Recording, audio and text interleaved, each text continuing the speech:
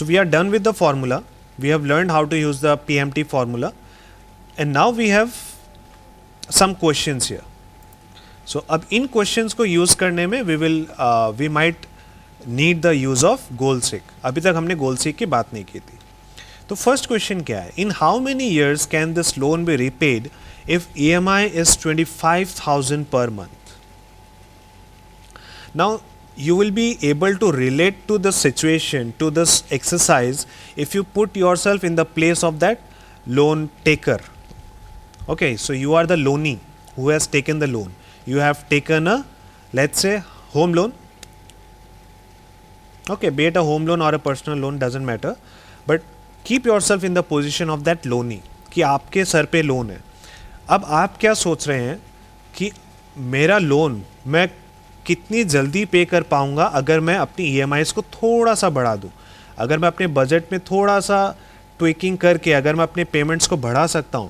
In that way I will be able to repay the loan faster, right? And that is going to save me on the interest part. So मेरा अभी ये question है कि ये जो amount है let's say हमें bank वाले ने कंप्यूट करके दिया है कि आप 10 लाख का लोन ले रहे हो, 5 साल के लिए ले रहे हो, हमारा इंटरेस्ट रेट 10% है, आपको 21,247 रुपये का आपको EMI देना पड़ेगा हर महीने. ठीक है, तो now this is my question to the banker, to the bank manager कि bank manager sir, what can I decrease the duration of my loan if I increase the EMIs, if I increase the monthly payments to 25,000 instead of 21,247? Okay, so you are the loanee, you have asked me this question, and now I am the bank manager. I have to compute this, and I need to tell you that how much impact is it going to have on the duration of the loan. Okay, so what I will do, this is my output, right? This is my calculation. I will use the goal seek on this cell, and let me show you how.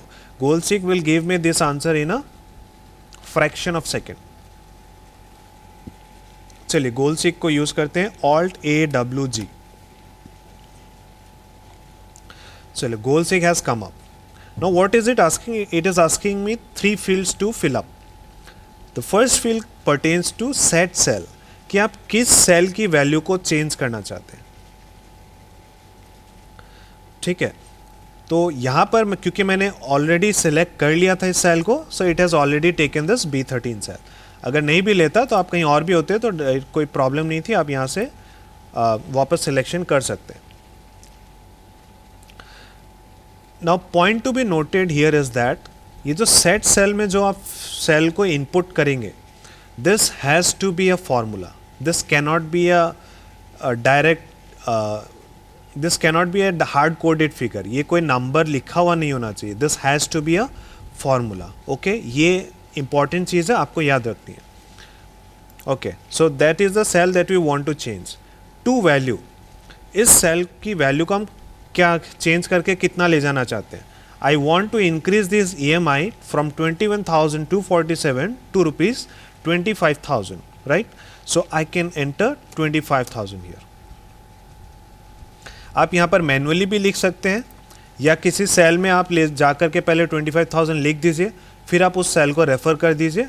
It is going to work fine. It will not make any difference. ठीक है, अब आते हैं by changing cell. आप इस cell को change करना चाहते हैं, इस वैल्यू तक ले जाना चाहते हैं, लेकिन किसको चेंज करके? अब यहाँ पे किसको चेंज करके अगर बात आती है तो we have 3 inputs. Yes, because this formula comprises of these 3 inputs only. तो अब मैं इन तीनों में से किसी एक को चेंज करके I can bring this to 25,000. तो in our question the question requires us to change the term, the tenor of the loan. So I will select this term here. We have to keep it 25,000 minus 25,000. तो ये match कर लीजिएगा. अगर यहाँ positive यहाँ negative है तो यहाँ भी नेगेटिव रखना है. Okay, now we can click on okay. Okay, so this has done its job. Now it is asking you whether you are okay with this solution or you want to cancel it. अगर मैं cancel पे click करूँगा, the old values will be replaced here. And if I click on OK, then these values will get accepted. तो अभी हम इसको accept कर लेते हैं. आप click करेंगे OK पर. So now we have the answer to our first question. What is the answer? 4.071 years. That is, अगर हम 21,247 का EMI पेमेंट करते तो this loan would have taken 5 years to be repaid completely. But since the repayment amount, the EMI has been increased to 25,000, the loan tenor will come down. हम ज़्यादा payment कर रहे हैं तो लोन जल्दी repay हो जाएगा. So कितना जल्दी रिपे हो जाएगा? पहले 5 साल था, अब 4 साल और कुछ महीने. Okay. Hope you understood it. So that was simple, I guess. Nothing too much sophistication is involved. Okay, now let us move on to the next question. ये क्वेश्चन आपको करना है. एक क्वेश्चन मैंने दिखाया, एक क्वेश्चन अब आपको करना है. ठीक है, इनफैक्ट ये दोनों आपको करना है. अब ये सेकेंड नंबर पे आप फोकस कीजिए. What is the question? If interest rate changes to 12.5%, what will be the EMI? ये क्वेश्चन आपको करना है. ओके, मैं जस्ट क्वेश्चन समझा दे रहा हूँ कि अगर इंटरेस्ट रेट अभी जो कि 10% है. Okay, let us again take this question back. हम इससे ओरिजिनल क्वेश्चन पे ले जाते हैं. ठीक है, this was our original question. अब आपको क्या करना है? यू हैव टू आंसर कि अगर इंटरेस्ट रेट 10% से बढ़ के अगर 12.5% हो जाता है तो हमारा EMI, जो नया EMI होगा वो कितना होगा. ठीक है, आपको ये सॉल्यूशन निकालना है. वीडियो पॉज कर दीजिए, try it on your own, उसके बाद स्टार्ट कीजिएगा. I will walk you through the solution. Okay okay, I hope you could find the answer.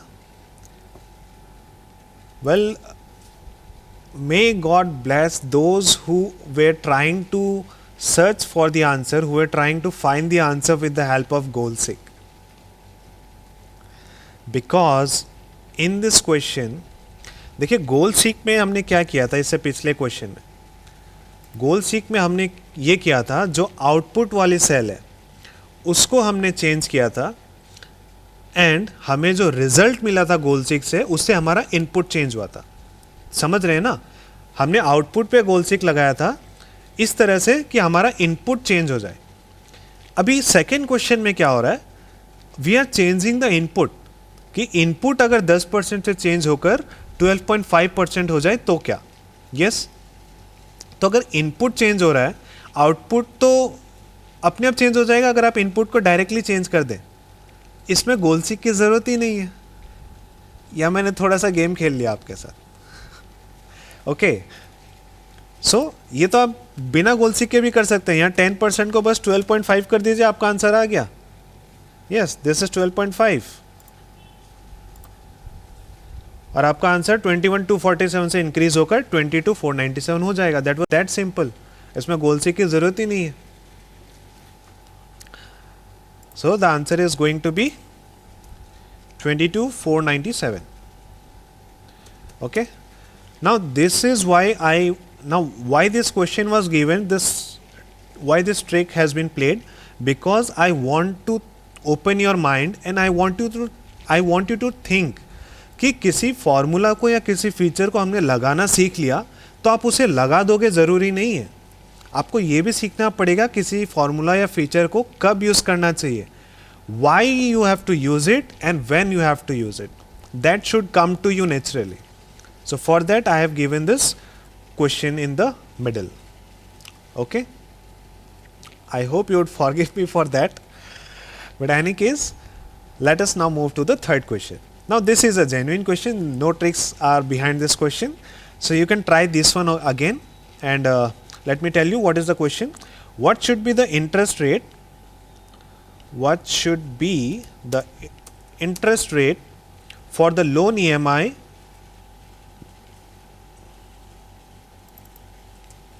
to be 20,000 per month? ठीक है, तो अभी हम इस क्वेश्चन को वापस ओरिजिनल क्वेश्चन पे ले चलते हैं.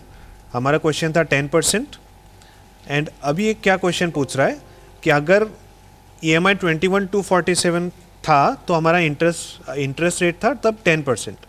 तो अब मैं ये पूछ रहा हूँ कि अगर मेरा EMI मैं थोड़ा सा कम करना चाहता हूँ तो मुझे बैंकर के साथ रेट में क्या नेगोशिएशन करना पड़ेगा, मैं उनसे रेट कितना कम करवाऊँ सो दैट मेरा EMI कम होकर 20,000 पर पहुंच जाए।